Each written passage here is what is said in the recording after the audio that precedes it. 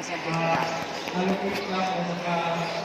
Opo, magandang araw po. Pangalan niyo po? Magandang araw naman. Ako ay dating Pangulo ng Senyor. Ang aking sinadyasidad. Nung ako'y magkamirulaan ng pensyon, nung ako'y magretiro. Na bilang Pangulo. Opo, dito po. Ngayon, dumating sa buhay ko, na-stroke ang aking komando. Ay na-apply ko sa indigent na 2 beses na. Yung una, nakakuha ng matawag to sa Guarantee letter. para sa PhilHealth ko. Guarantee letter, GL. Nakakuha ko. Saan po galing?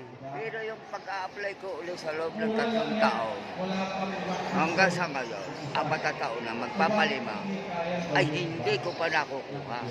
Ay ang sabi ng nasa ko sa akin, nakuha na ko na. Sino po Kung nakakuha mayanig kaya? ako, yung mga nasa DSW, kung mayanig ako, ay nakuha ko na, hindi na ko lalapit dito sa May sino po kaya Dahil nakakuha? ang inihahain ko sa inyo, yung aking indigent na ina-apply. Indigent?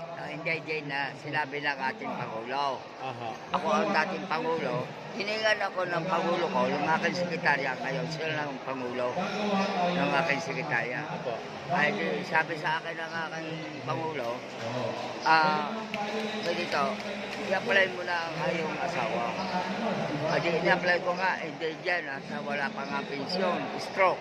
Mild stroke Hindi yun. pa yung indigency nakukuha sa barangay. Hindi. Certificate of indigency ang sinasabi Hindi niyo. mismo indigency na kinuha ko din sa Nasugbo. Kasi, Medical Center, sa sa Memorial. I-apply ko naman doon sa ating DSWD. DSWD. Hanggang ngayon, bago sinabi sa akin na kuha ko na raw, hindi ko nakukuha. Kung hindi kinuha ko na, hindi ako lalapit dito. Kasi, In-interview ulit ako. oo. Pinila pa. Opo.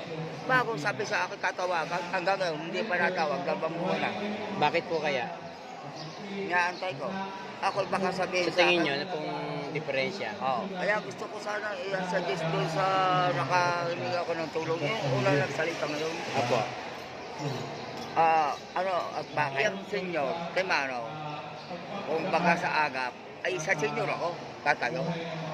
Dahil dahil sa yung senyor, ang papatakan din ng agap, at sa senyor, at yung pangyayari nga, ang aking mild stroke, na misis, 66 na. Ako 75 na, ang misis ko.